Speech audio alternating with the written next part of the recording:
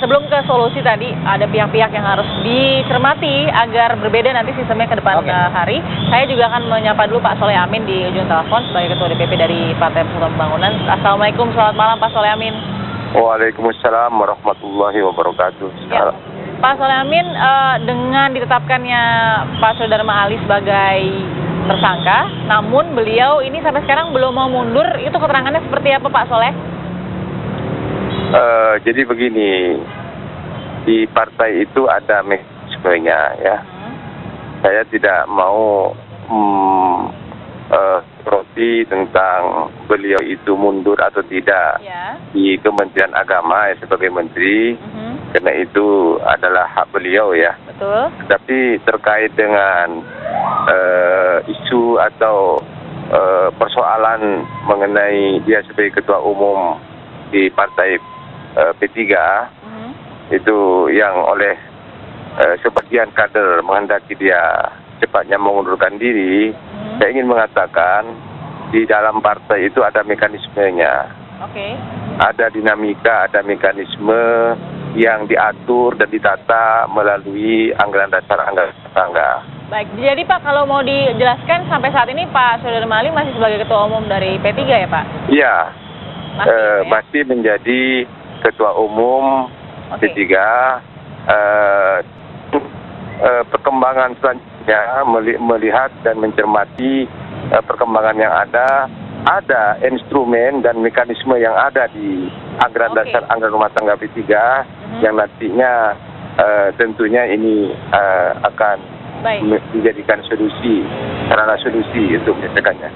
Baik, secara moral Pak, bukan secara anggaran dasar rumah tangga, itu kan anggaran rumah tangga partai ya, tapi masyarakat kan melihat secara moral kalau pejabat yang sudah ditetapkan tersangka oleh KPK, kita juga tidak mendahului, paling tidak untuk memudahkan sebuah pemeriksaan dan penyelidikan dan sebagainya, harusnya secara moral ya legowo lah meninggalkan jabatan itu, sehingga terlihat bahwa atau kalaupun tidak terbukti kan bisa kembali jadi menteri lagi gitu loh. Ini yang harusnya dicermati seperti itu.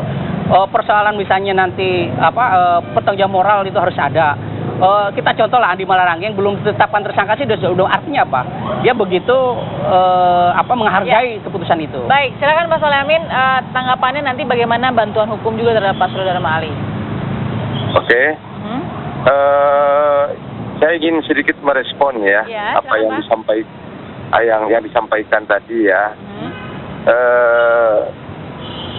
KPK sendiri tidak merasa terhalangi apakah yang bersangkutan sebagai tersangka itu mengundurkan diri atau tetap dalam kedudukannya sebagai menteri, itu tidak terhalangi, dan dia akan melakukan apapun yang menurut yang langkah-langkah yang dibutuhkan oleh KPK jalan saja.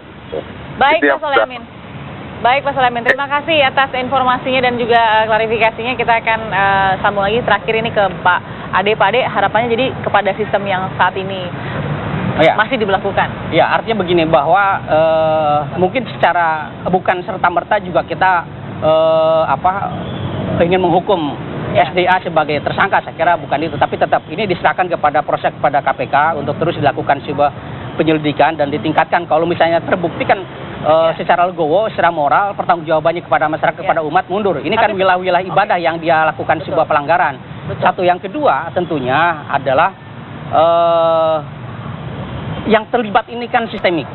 Bukan hanya Kementerian Agama, tapi juga ada dirjennya, ada Kabinet Hajinya, pengawas lain termasuk. Saya kira ini juga terlibat, termasuk DPR. Harus diperiksa semua ya Pak? Artinya semuanya KPK jangan pandang bulu, artinya jangan tebang pilih lagi. Harus semuanya diungkapkan kesempatan untuk melihat, jangan sampai tikus-tikus haji ini merajalela. Baik, kita lihat Pak Ade nanti bagaimana pemeriksaan dan juga penyelesaian dari dugaan kasus korupsi dana haji. Terima kasih Pak Ade Mansuri sudah bersama kami. Dan pemirsa, ini jadi akhir dari jumpa kita di Apa Kabar Indonesia Malam. Anda saksikan Kabar Malam sesaat lagi. Saya Bagus Manisang. Sampai jumpa.